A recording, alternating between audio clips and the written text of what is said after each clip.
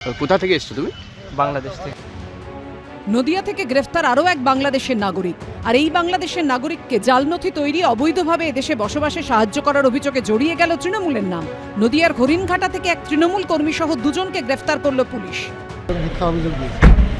তার কি করে দিয়েছে? ছেলেটাকে কি বানিয়ে দিয়েছিলেন? হ্যাঁ, আমি কিছু বানাইনি। আমি 2000 ফর্ম ফিল আপ করছিলাম, তখন ওই সাইডে ফর্ম ফিল আপ করছিলাম। আমি সেই ফর্ম ফিল আপ করেছিলাম। পুলিশ সূত্রে খবর, ধৃত তৃণমূল কর্মীর নাম মৃগাঙ্ক বিশ্বাস। তাঁর সঙ্গে ধৃত সুব্রত দফাদারও তৃণমূল ঘনিষ্ঠ বলে স্থানীয় সূত্রে খবর। সম্প্রতি হরিণঘাটা মাধপুর এলাকার এক বাসিন্দা হরিণঘাটা থানায় অভিযোগ করেন, তাঁর ঠিকানা ব্যবহার করে বাংলাদেশের এক যুবক নদিয়ায় বসবাস করছেন। এই অভিযোগের ভিত্তিতে প্রাঞ্জল মণ্ডল নামে এই বাংলাদেশি নাগরিককে হরিণঘাটার উত্তরপাড়া থেকে গ্রেফতার করে পুলিশ। কেন ধরলো তোমাকে?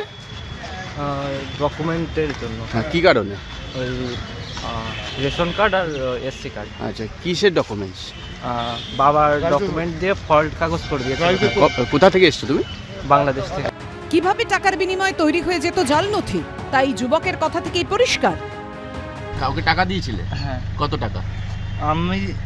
আমি যে সময় বাড়ি ছিলাম তখন 4000 টাকা নিয়েছিল একটার জন্য। আচ্ছা, কি কি ডকুমেন্টস বানানোর কথা ছিল? ওই রেশন কার্ড আর ওই এসসি কার্ড। আচ্ছা, সে সমস্ত কি বানিয়েছিল? হ্যাঁ। পুলিশ সূত্রে দাবি, ধৃত বাংলাদেশের যুবককে জিজ্ঞাসাবাদে উঠে আসে তৃণমূল কর্মী মৃগাঙ্ক বিশ্বাস ও তার সঙ্গী সুব্রত দফাদারের নাম।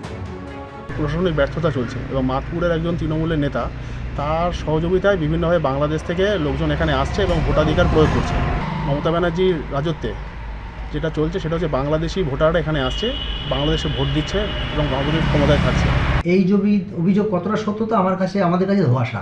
মৃগাঙ্ক বিশ্বাস এমনি দলের সাধারণ সাপোর্টার, একটা সময় কিছুদিনের জন্য এসসি সভাপতি ছিল।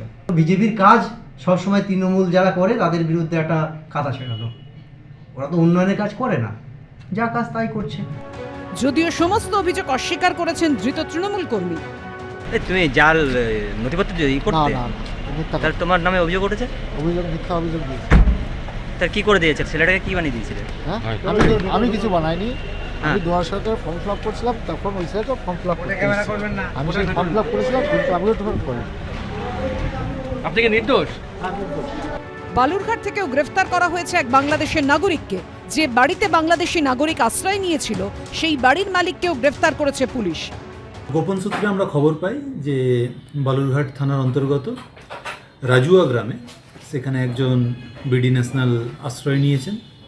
সেই ইনফরমেশনটা ওয়ার্কআউট করতে গিয়ে আমরা সেখানে থানার গাড়ি পাঠাই এবং সেখান থেকে একজন ব্যক্তিকে ডিটেইন করা হয়, যার নাম মহসিন মণ্ডল, 23 বছর বয়স।